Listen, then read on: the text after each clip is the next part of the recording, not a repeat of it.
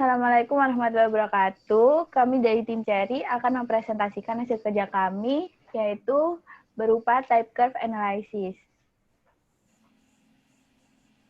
Next.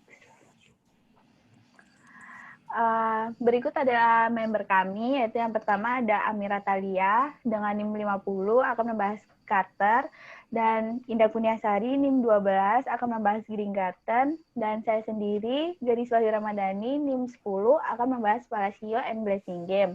Lalu ada Siti Jarwa NIM 76 akan membahas Matar and Anderson, dan yang terakhir Dias Wali Vivanda NIM 7 akan membahas Anas et al. Next. Dan berikut akan dijelaskan oleh Amira. Ya, terima kasih Gadis atas sambutannya. Next. Jadi, saya akan menjelaskan tentang kurva Carter. Konsep awal dari Carter sendiri berawal dari Petchkovic yang membuat tipe kurva yang sebagai kurva untuk sumur gas dan sumur minyak dengan cara produksi tekanan yang konstan. Carter itu berpikir bahwa perubahan sifat fluida, yaitu viskositas dan kompresibilitas, dengan tekanan yang signifikan mempengaruhi kinerja dari produk prediksi reservoir tersebut. Carter berpikir parameter paling penting ialah variasi viskositas dan kompresibilitas gas produk, yaitu μg dan cg, yang diabaikan oleh Petchkovic. Nah, maka dari itu, Carter mengembangkan kurva penurunan yang lain untuk boundary dominated flow yang menggunakan korelasi baru parameter lambda untuk mewakili perubahan μg-cg selama penipisan depresi. Parameter lambda itu sendiri disebut sebagai parameter yang berhubungan dengan drawdown dimensionless. Hal ini didesain untuk mencerminkan besarnya penurunan tekanan pada μg-cg yang didefinisikan sebagai rumus berikut. Next. Jadi nilai parameter lambda itu ada dua syarat. Yang pertama itu kalau lambda-nya 91, ini menunjukkan efek drawdown yang dapat diabaikan dan sesuai dengan B sama dengan 0 pada kurva penurunan eksponensial Petchkovic. Yang kedua, jika nilai lambda berkisar antara 0,55 sampai 1, kurva jenis yang disajikan oleh Carter berdasarkan pada 4 kurva yang ditentukan secara khusus parameter dimensionless, yaitu yang pertama adalah TD sebagai dimensionless time, yang kedua adalah QD sebagai dimensionless rate, yang ketiga ada RED yaitu dimensionless radius, mu sebagai dimensionless geometry parameter, dan flow geometry. Yang keempat adalah lambda itu sendiri yaitu dimensionless drawdown correlating parameter atau parameter korelasi drawdown tanpa dimensi. Next. Berikut adalah gambaran dari grafik Carter itu sendiri. Next. Untuk metode penggunaan grafik Carter ini ada beberapa step. Yang pertama adalah kita harus menghitung equation parameter dari lambda. Bisa menggunakan rumus yang ada di layar. Yang kedua, kita ngeplot laju Q dengan fungsi waktu dalam hari menggunakan skala log-log sebagai tipe kurva. Yang ketiga, kita harus mencocokkan data tarif dengan kurva jenis yang sesuai dengan lambda pada langkah 1. Jika nilai lambda yang dihitung bukan salah satu nilai di mana tipe kurva ditampilkan, kurva yang dibutuhkan dapat diperoleh dari interpolasi dan konstruksi grafis. Next. Yang keempat, dari hasil pencocokan nilai QD dan TD sesuai nilai spesifik untuk Q dan T dapat nilai untuk dimensi parameter geometri mu.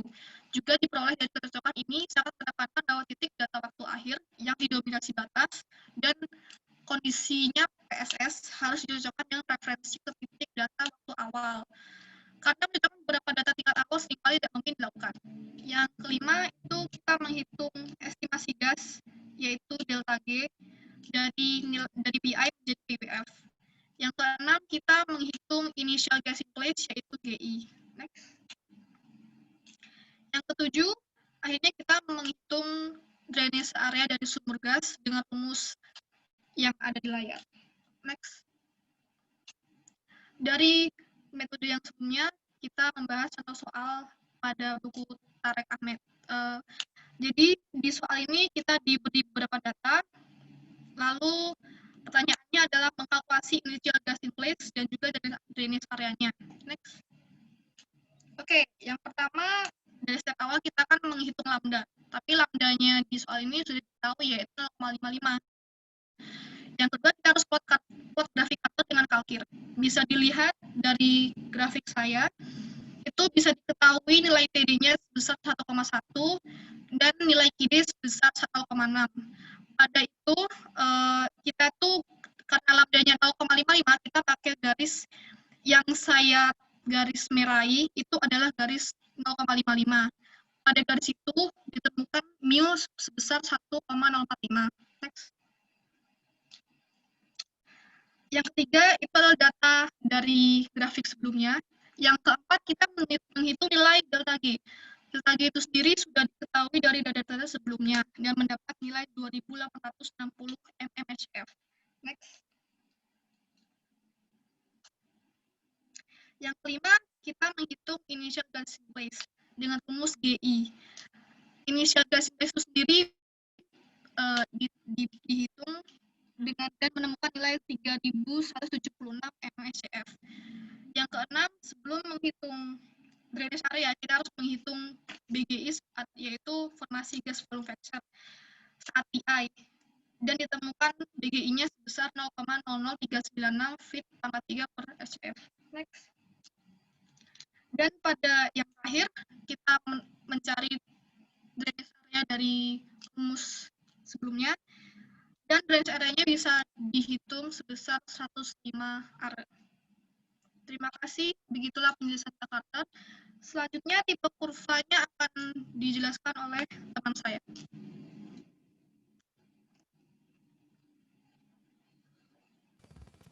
Terima kasih Amira untuk waktunya.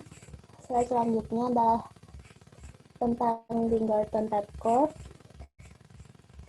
Gringarton type curve sendiri merupakan metode yang mendeskripsikan pressure response dengan asumsi vertical well dengan constant production rate, kemudian infinite acting homogeneous reservoir, single phase likely compressible liquid flowing, infinitesimal skin factor yang mungkin dimodelkan dengan Weber radius, dan yang terakhir adalah constant Weber storage coefficient. Nah, asumsi ini mengindikasikan jika type curve-nya dikembangkan khusus untuk drawdown test dengan keadaan undersaturated air reservoir. Namun juga dapat digunakan untuk menganalisa build-up test dan untuk gas melt.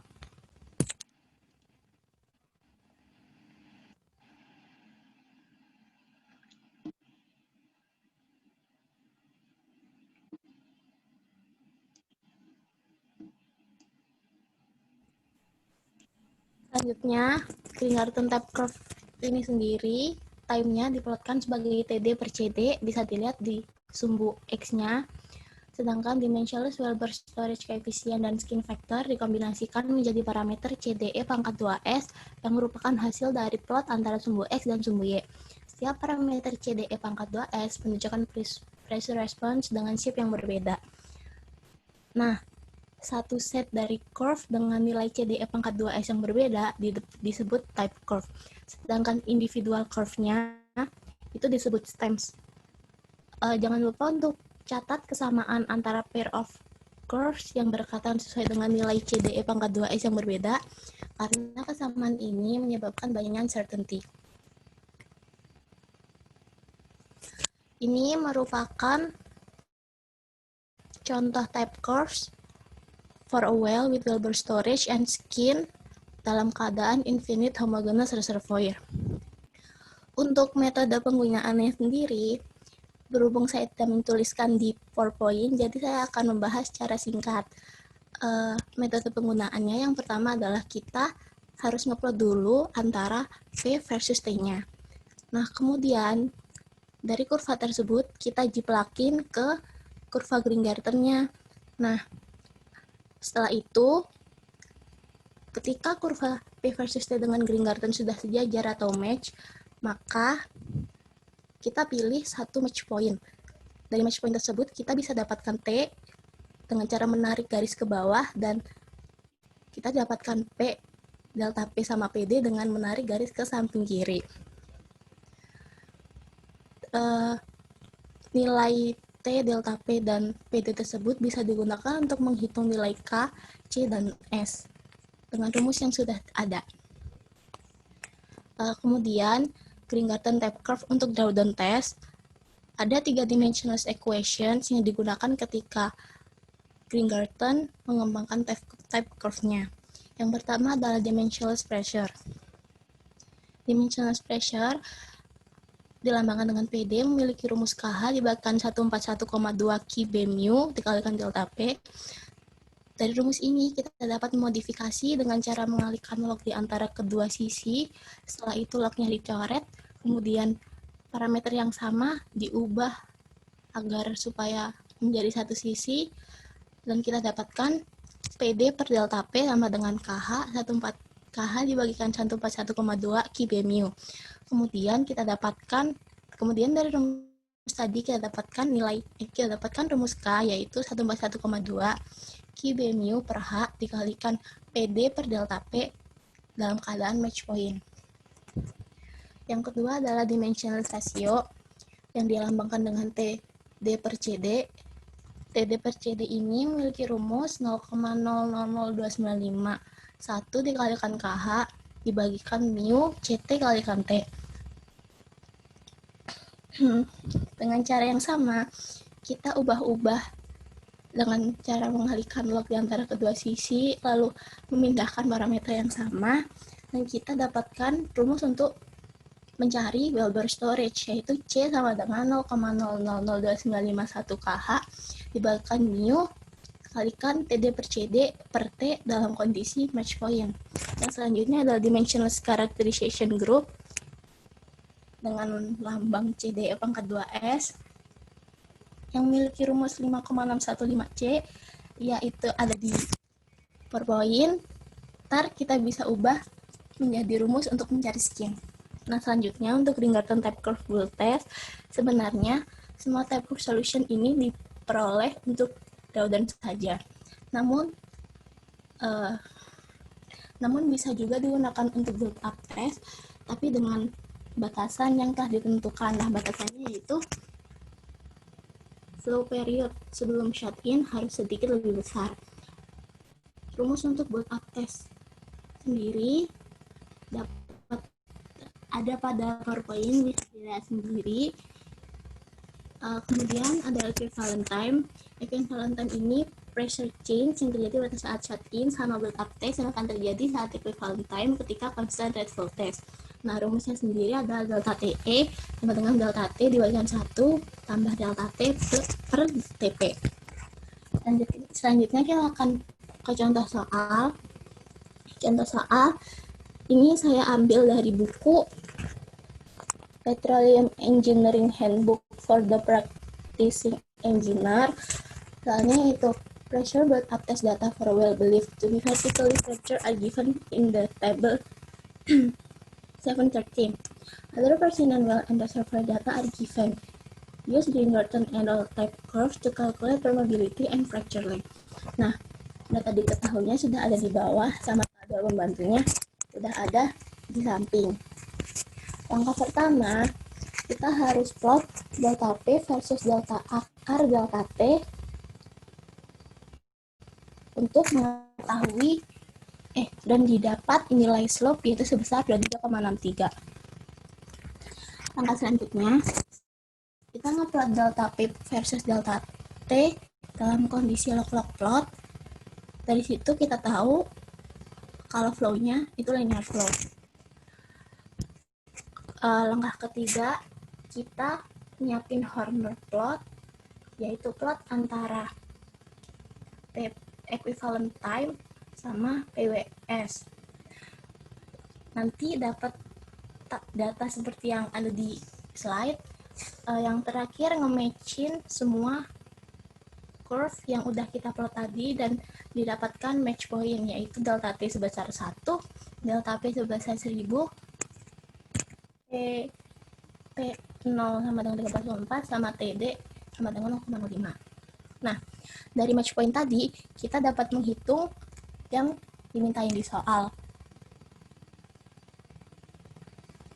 Karena rumus sudah ada, kita tinggal plug in number ke dalamnya, terus kita dapat nilai K-nya 7,92 dan nilai fracture lainnya 159,78. Sekian dari Greengarten. Untuk kurva selanjutnya akan dijelaskan oleh teman saya. Baik, saya akan menjelaskan Palacio Blasingame type curve. Next.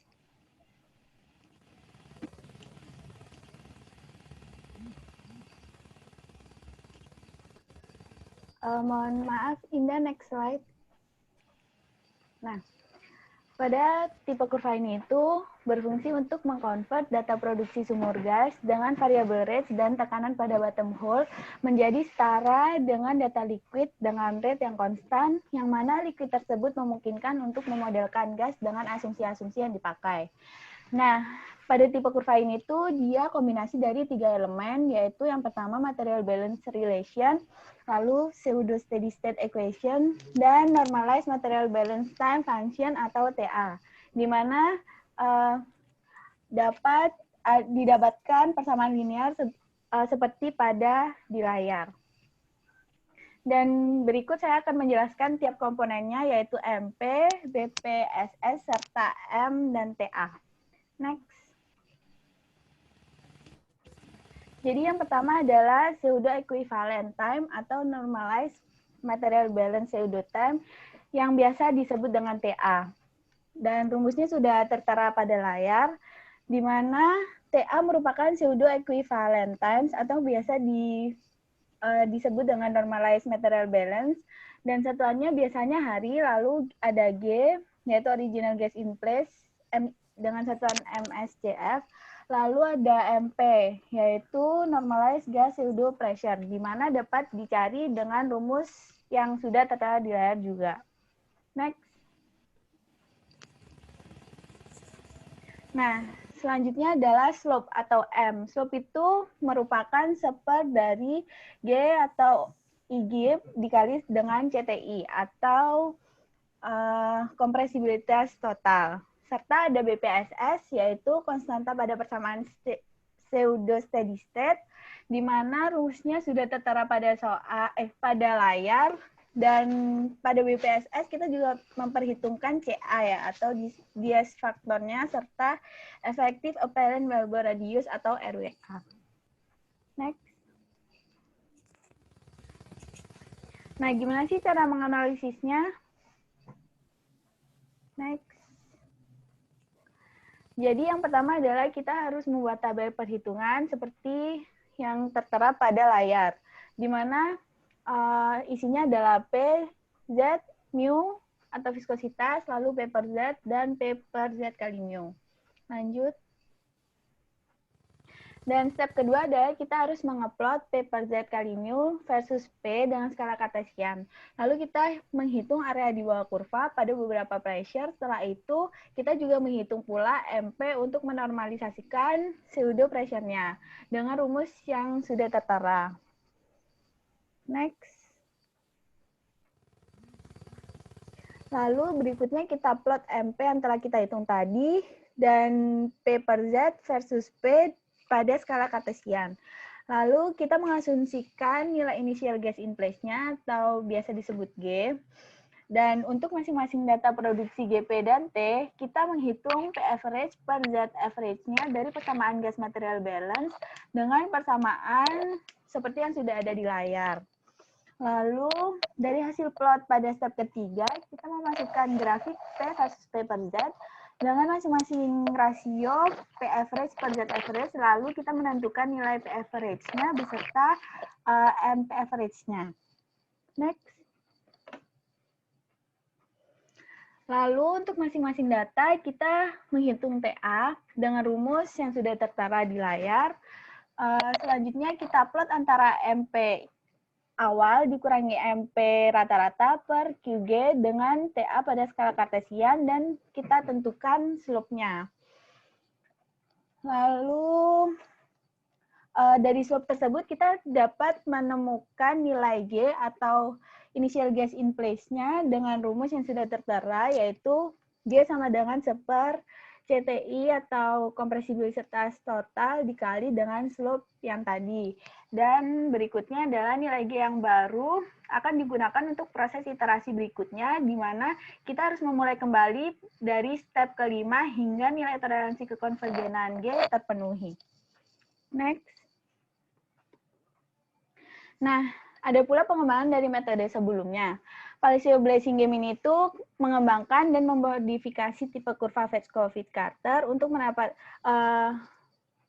mendapatkan kecocokan yang lebih akurat daripada hanya menggunakan data flow rate, maka mereka mengenalkan persamaan berikut berupa persamaan dimensionless, yaitu integral function dan derivative of integral function atau QDDID.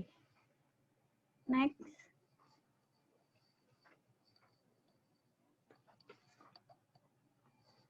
Nah, gimana sih cara pakainya? Yaitu yang pertama kita menghitung IGIP atau G yang seperti pada metode sebelumnya, lalu kita buat tabel seperti berikut, dan kita mengupload antara QG per MPI, min MP, dengan TA pada skala kartesius. Lalu kita menghitung QDDI dan QDDID dengan rumus yang sudah tertera pada layar. Next. Lalu berikutnya kita plot QDDI dengan QDDID versus TA pada tracing paper atau biasa kita sebut kalkir. Lalu kita cocokkan dengan kurva di samping atau kurva Palissio Blazing Game. Next. Dan setelah itu kita tetapkan match point dan RID-nya untuk mengkonfirmasi nilai G yang sebenarnya, dan nilai properti reservoir lainnya kita bisa temukan dengan rumus seperti di samping. Kita bisa menemukan seperti permeabilitasnya, lalu areanya, RE, RWA, dan seterusnya. Next. Nah, gimana sih contoh pengaplikasiannya? Next. Jadi yang pertama adalah constant bottom hole flowing pressure case, di mana data-data yang telah tersedia adalah seperti yang pada di layar, ada reservoir properties, fluid properties, sama production characteristic. Dan pada case ini tuh kita disuruh menghitung nilai G atau initial gas in place beserta nilai K-nya atau permeabilitasnya. Next.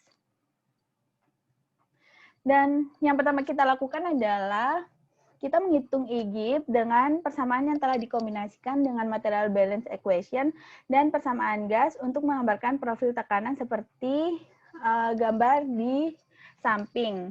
Dan ini merupakan hasil dari numerical simulator, di mana ini tuh kayak menghitung secara iterasi gitu loh, seperti di metode yang pertama tadi, yang ada 10 step. Dan pada grafik tersebut kita bisa tentukan mana actual gas in place-nya, di mana sebesar 4,04 billion SCF. Lalu computed gas in place-nya kita bisa dapatkan dengan rumus yang ada di layar dengan hasil 4,15 billion standard cubic feet. Lalu next. Lalu berikutnya, dengan nilai yang telah dihitung sebelumnya, kita akan menghasilkan beberapa nilai yang dapat diplot seperti gambar di samping menggunakan fungsi pseudo time material balance. Dan dapat dilihat pada grafik di samping, hasil plotnya sesuai dengan jenis harmonic decline curve pada Fetch-Kovic, yang mana B-nya telah diketahui adalah sebesar 1. Dan beberapa nilai parameter pun dapat kita tentukan, yaitu G serta permeabilitasnya. Next. Nah, dari grafik yang tadi itu kita dapatkan beberapa data tambahan seperti QG per delta PP per QDD, yaitu senilai 165 MSCF atau million standard cubic feet per day per PSI. Lalu TA per TDD yaitu 3,6 hari, dan RED yaitu 3.725. Dan kita bisa menghitung G serta K-nya, di mana semua komponen sudah diketahui dari data tambahan dari grafik beserta data-data yang sudah diketahui di soal dengan mengaplikasikan dengan rumus yang tertera pada layar. Dan kita pun mendapatkan nilai G yaitu sebesar 4,018 kali 10 pangkat 6 million standard cubic feet atau setara dengan 4,018 billion standard cubic feet, di mana hasilnya tidak terlalu beda jauh dengan computed IGIP beserta actual IGIP-nya. Lalu permeabilitasnya kita juga dapat seperti pada di layar dengan mengaplikasikan rumus yang ada. Sekian dari saya, dilanjutkan dengan rekan saya. Terima kasih. Oke, terima kasih gadis. Saya akan menjelaskan tentang Matar and Anderson type curve. Next. Matar and Anderson type curve berhubungan dengan perhitungan material balance untuk menentukan oil or gas in place didasarkan pada perolehan tekanan reservoir statis sebagai fungsi produksi kumulatif. Hal ini membutuhkan sumur untuk shut-in untuk menentukan tekanan reservoir rata-rata. Namun, penghitungan material balance dapat dilakukan tanpa shut-in. Material balance terbagi menjadi dua, yaitu flowing material balance dan dynamic material balance. Next. Untuk flowing material balance, metode keseimbangan material yang mengalir merupakan teknik yang digunakan untuk menentukan OJIP. Metodenya seperti yang dikenalkan oleh Matar and Anderson pada tahun 2003, menggunakan konsep laju alir dan material yang dinormalisasi menyeimbangkan waktu semu untuk membuat plot linear sederhana yang mengekstrapolasi menjadi fluid in place. Metode flowing material balance menggunakan data produksi yang tersedia dengan cara yang serupa dengan pendekatan Palacio dan Blasingame. Metode ini terbukti sangat baik, namun metode ini terbatas pada konstanta laju alir dan gagal saat laju alir bervariasi. Next. Untuk step flowing material balance, pertama kita plot P per Z dengan cumulative production atau GP. Kemudian gunakan slope, kemudian tarik garis sejajar hingga PI per ZI. Dan pada saat P per Z sama dengan 0, nilai GP adalah OJIP. Dapat dilihat pada grafik. Next, Ndah.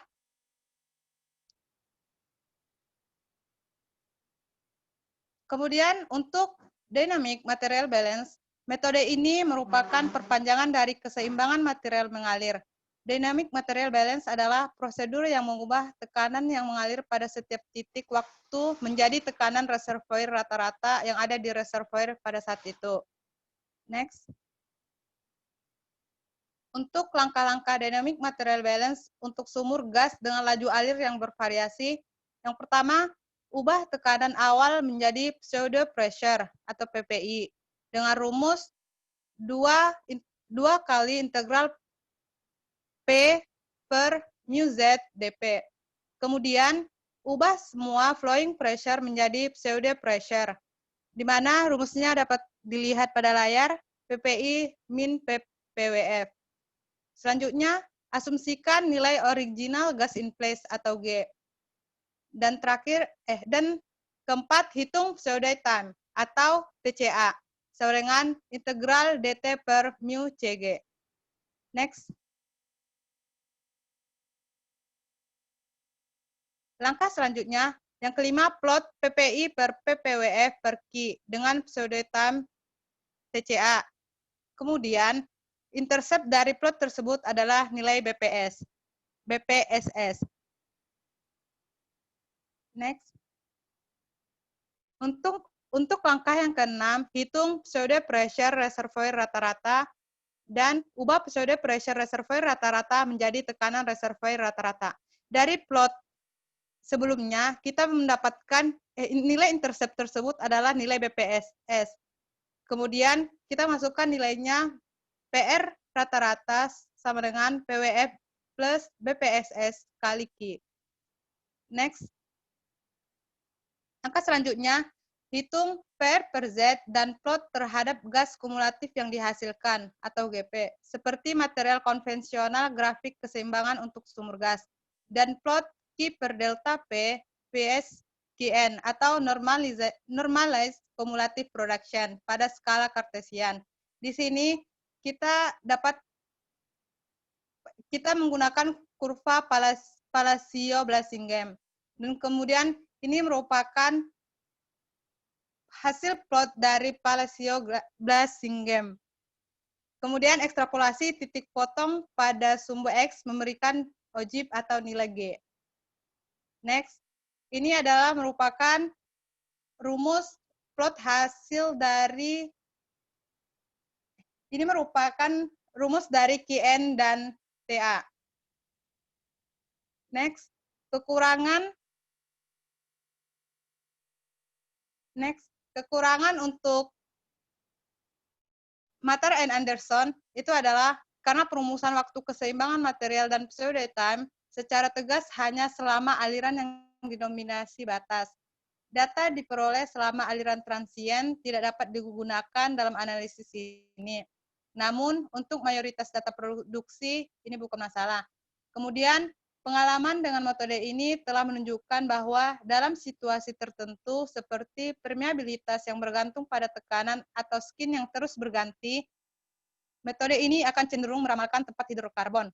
Kemudian, saat membandingkan keseimbangan material dinamis dengan tes penumpukan yang lebih tradisional untuk mendapatkan rata-rata tekanan reservoir, harus diingat bahwa kedua metode tersebut memiliki kekuatan dan keterbatasan mereka. Materi dinamis keseimbangan adalah metode tidak langsung untuk menentukan rata-rata tekanan reservoir. Dengan demikian, ini menggabungkan banyak asumsi. Oke, akan slide selanjutnya. Oke, terima kasih. Selanjutnya saya akan menjelaskan tipe kurva terakhir, yaitu dari Anas et al. Next. Jadi, Anas ini akan mendeskripsikan produk dalam 3 bentuk fungsional, yaitu μGCT sebagai fungsi tekanan dalam bentuk dimensionless. Sedangkan Fedkovit yaitu mengabaikan μGCT. Dan si Anas ini akan membentuk yaitu tekanan dalam bentuk dimensionless PD sama dengan 1 min G PD. Oke, next. Pada model Anas ada 3 bentuk kurva fungsional, yaitu ada first order polynomial, exponential model, dan general polynomial model. Nah, kapan sih kita menggunakan first order polynomial? Yaitu saat tekanan reservoir gas kita di bawah 5.000 PSI. Dan saat tekanan reservoir gas kita di atas 8.000 PSI, maka kita menggunakan exponential model. Sedangkan jika kita memiliki range tekanan, maka kita menggunakan general polynomial model. Oke, di sebelah kanan layar, di sini ada rumus untuk first order polynomial, exponential model, dan general polynomial model. Lanjut. Dari ketiga bentuk fungsional maka terdapat koefisien beta dan alfa. Nah, itu diperoleh dari plot rasional dimensionless μGCTI per μGCT versus PWD pada skala Kartesian dengan menggunakan kuadrat terkecil dari model regresi untuk menentukan koefisien tersebut. Dari persamaan alir gas, maka didapatkan rumus bottom hole dimensionless, yaitu PWF per ZWF per PI per ZI. Next. Nah, ini adalah bentuk viskositas compressibility function yang kita dapat gunakan. Selanjutnya. Ini adalah bentuk grafik yang dapat kita gunakan saat nilai kita adalah first order polynomial. Oke, selanjutnya. Nah, ini adalah grafik yang dapat kita gunakan ketika bentuk kita adalah exponential model. Dan selanjutnya, ini adalah bentuk terakhir dari Anas et al, yaitu general polynomial model. Next. Nah, bagaimana cara kita untuk mencari data-datanya? Nah, kita itu harus yang pertama menggunakan gas properties dan plot μGCTI per μGCG versus PD. Dan kita pilih bentuk fungsionalnya sesuai dengan kurva kita. Dan kita menentukan kuadrat terkecil untuk menentukan koefisiennya. Selanjutnya. Next.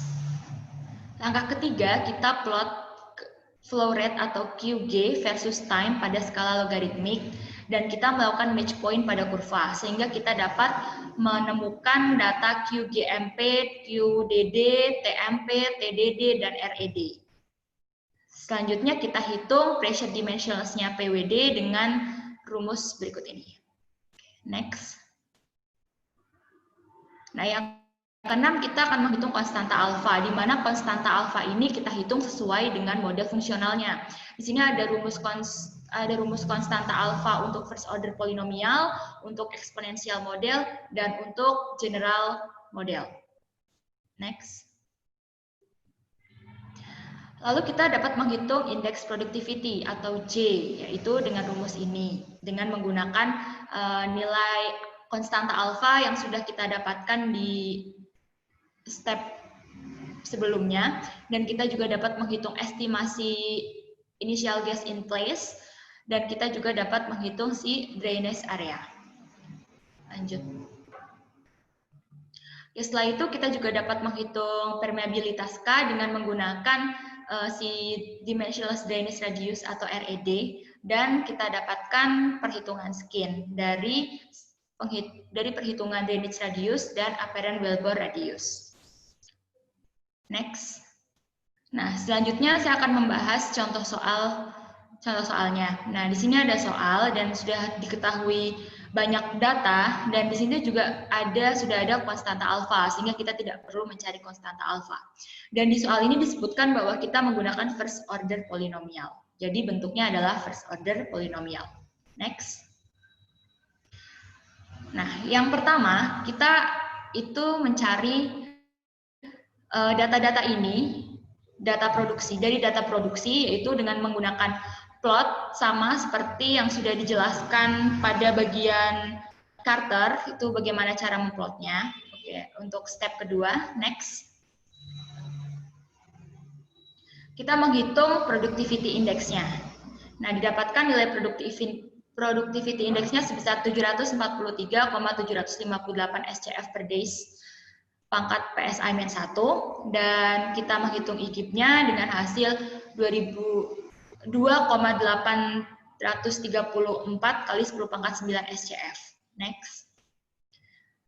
Kita juga dapat menghitung drainage area, yaitu sebesar 95 acre, dan menghitung permeabilitasnya, di mana kita sudah tahu RED-nya adalah 28, maka nilai K-nya sebesar 0,0679 milidarcy. Next.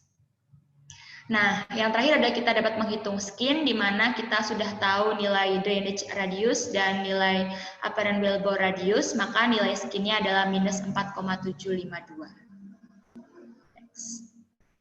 Nah, jadi dari kelima tipe kurva yang sudah kita jelaskan, maka kesimpulannya adalah ada di next selanjutnya. Bisa di next. Nah, bahwa di Carter kita bisa menentukan adanya dimensionless drawdown. Di Krigarten kita bisa menentukan dimensionless characterization group. Di Palacio dan Black's game kita tahu the pseudo pressure normalized production and material balance pseudo time. Di Matter and Anderson kita tahu normalized cumulative production, dan di Anas et al kita tahu mu GCT sebagai dimensionless bottom hole flowing pressure. Next. Nah, apa sih sebenarnya yang membedakan dari kelima kurva tersebut dengan Fed COVID? Nah, dari kelima kurva tersebut kita menggunakan persamaan yang dimensionless, sedangkan di Fed COVID itu tidak dimensionless. Nah, ini adalah referensi yang kita gunakan. Dan sekian dari kelompok Cherry. Terima kasih. Wassalamualaikum warahmatullahi wabarakatuh.